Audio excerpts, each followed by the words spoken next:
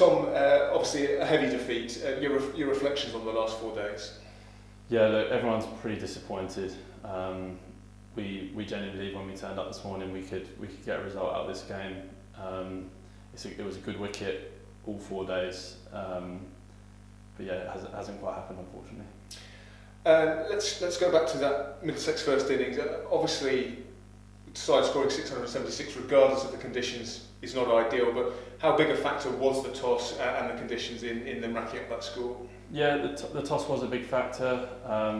Look, if we want to be the team we want to be in the next few years, we have to learn how to go about our business on a day like that with the sun out, a really flat wicket. I think those days will help our bowlers, our young bowlers, learn, and they'll definitely come back stronger from that. It was all going so well in our reply, but obviously, really, it was a session or a couple of sessions where the game was lost. What can the guys do to make sure we're not collapsing like that? Yeah, look, it was a tough session. On that wicket, realistically, we shouldn't be losing 6 wickets for 12 runs. I think it was.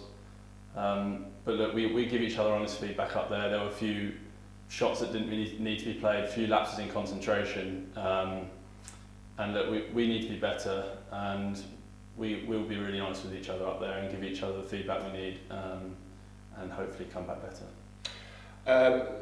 Let's not ignore the fact that yes, it's a defeat, it's an innings defeat, and there've been a few defeats this year, but I think every game, certainly here, has gone 4 days.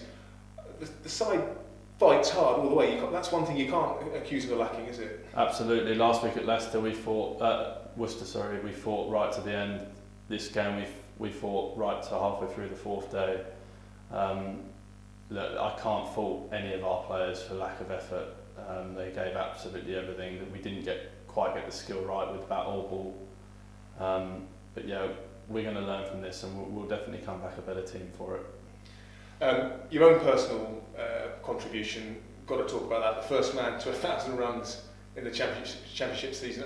I suppose the first question is, a couple of years ago when you were struggling, did you think you'd be saying that about yourself 2 years later? No, I didn't. But also, I've always believed in myself. I've always thought I was good enough. It's just whether I had the work ethic and whether I could apply myself to really, really want it. And a few honest conversations with a few people close to me, and one thing that really stuck out was I don't want to look back in a few years' time and think what if and what could have happened.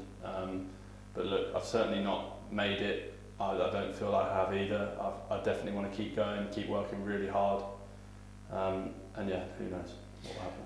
And your hunger for runs, your career best innings in that first innings, and then after a huge stint in the field, then come out and score another 87 runs. I mean, your appetite for runs, tell us about that. Yeah, look, it was a good wicket.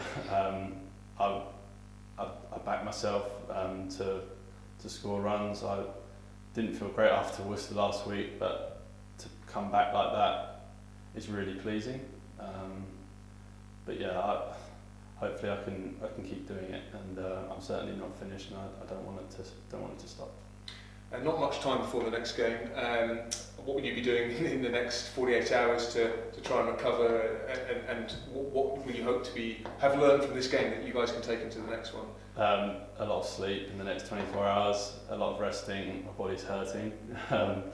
Probably the most tired I've been after a 4-day game, but yeah, and it's a great opportunity Sunday to put these 2 defeats we've had right, and I feel like we really can do it.